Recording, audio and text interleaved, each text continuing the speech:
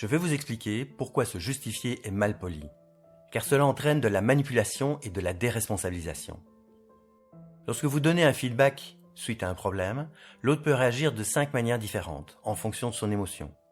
Dans le meilleur des cas, l'autre se sent responsable. Il reconnaît le problème et s'engage soit à réparer, soit à s'organiser pour que ça n'arrive plus. Il est orienté futur et cela va nous rassurer.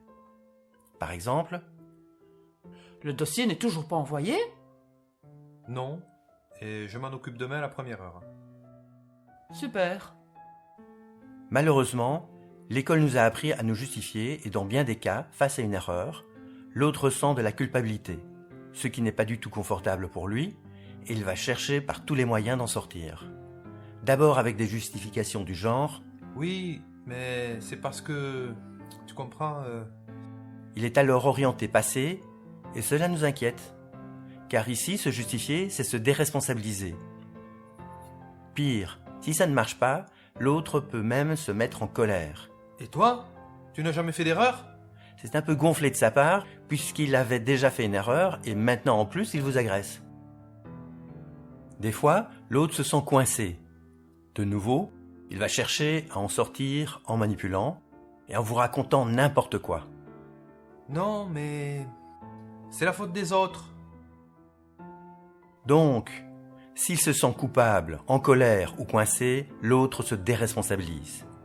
Arrêtez-le le plus tôt possible et invitez-le à cesser de se plaindre et par contre d'assumer le futur en lui disant par exemple Peu importe. Dis-moi ce que tu vas faire pour cela. cela peut peut-être le ramener vers l'émotion se sentir responsable. Il reste néanmoins un 5e contexte dans lequel l'autre ressent de l'injustice.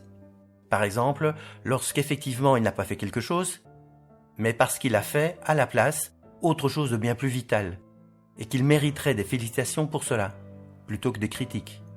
Dans ce cas, écoutez-le et félicitez-le pour sa capacité à mettre des priorités dans les objectifs. Donc, à moins que vous ayez fait quelque chose d'absolument exceptionnel qui vous excuserait largement, ne vous excusez plus. Responsabilisez-vous en expliquant ce que vous allez en faire et les leçons que vous allez en tirer. Vous gagnerez ainsi en crédibilité.